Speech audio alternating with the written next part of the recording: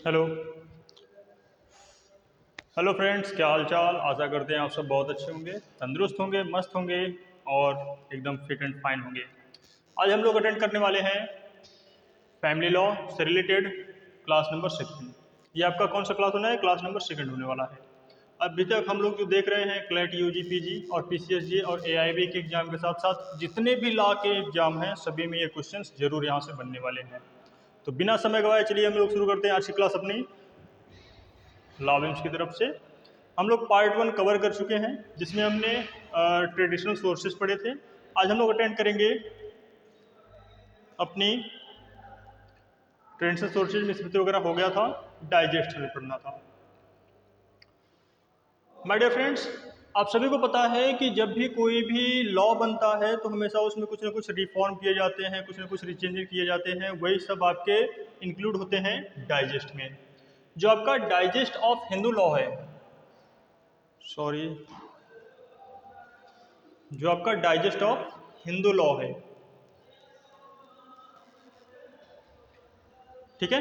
तो डाइजेस्ट का मतलब यहाँ पर the total form of law से हम कह सकते हैं।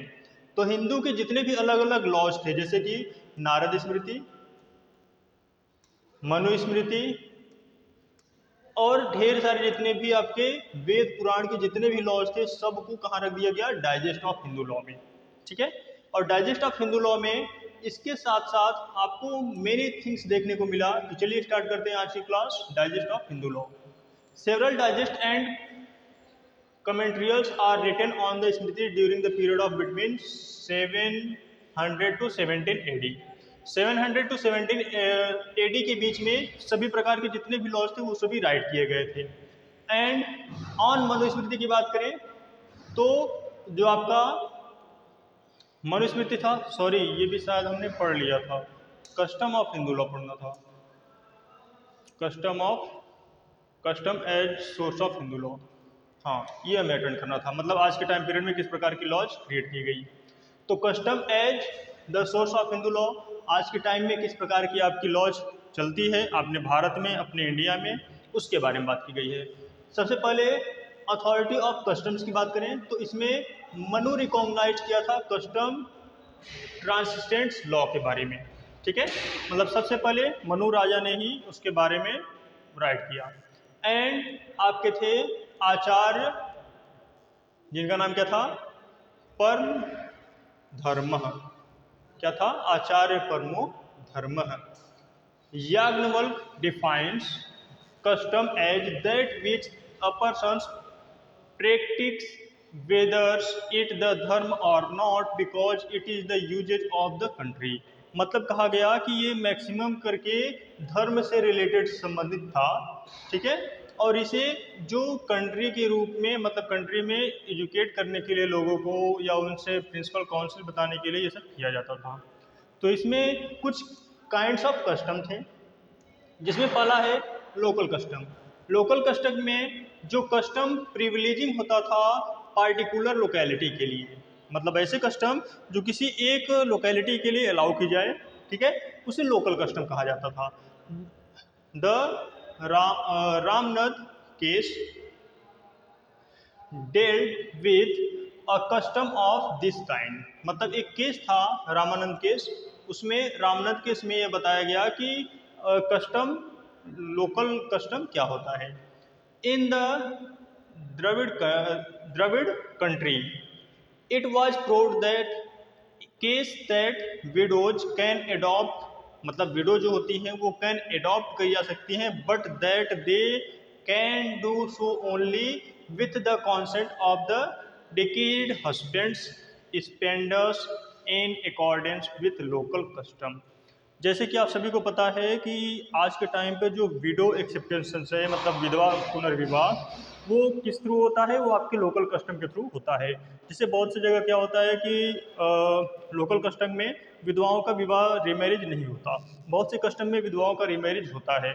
और बहुत से ऐसे लोकल कस्टम्स हैं जो अलग अलग तरीके से अपने कस्टम को चलाते हैं, तो इसी के बारे में यह लोकल कस्टम बात करता है। नेक्स्ट है फैमिली कस्टम।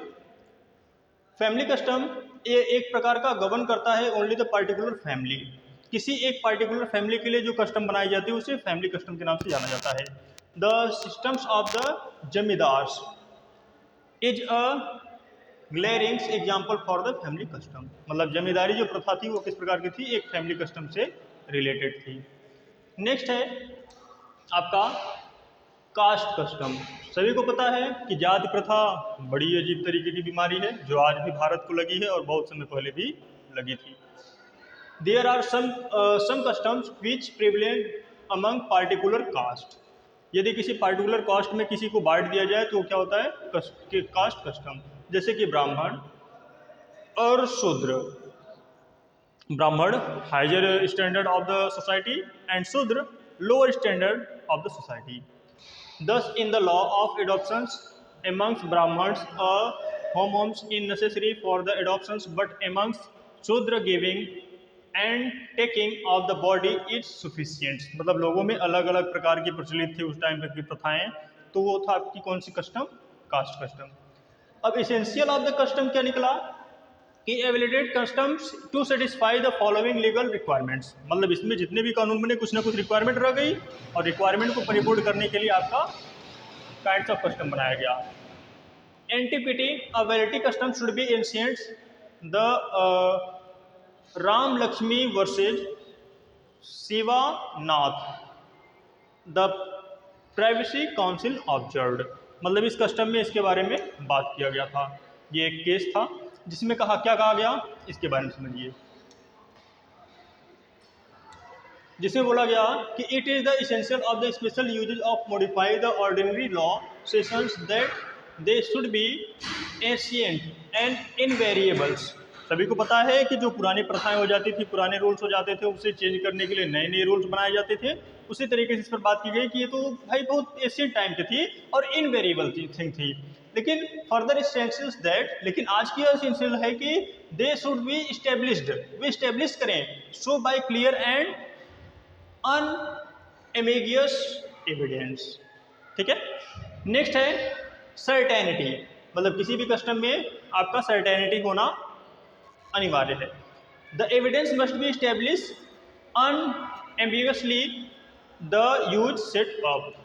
ठीक है। When the evidence is conflicting a uniform custom can not be established. यदि किसी प्रकार से यदि कोई भी कॉन्फ्लिक्ट नहीं है, अनयूनिफॉर्म्ड है, तो कोई भी कस्टम्स आपका लॉ के में नहीं आएगा। रीजनेबल थिंग्स भी होने चाहिए। मतलब इसमें 3 टाइप्स बताए गए, क्लैरिटी, रीजनेबल थिंग्स और एक क्या बताया गया आपका, वो एशिएंट में इनवेरिएबल होगा। ठीक है।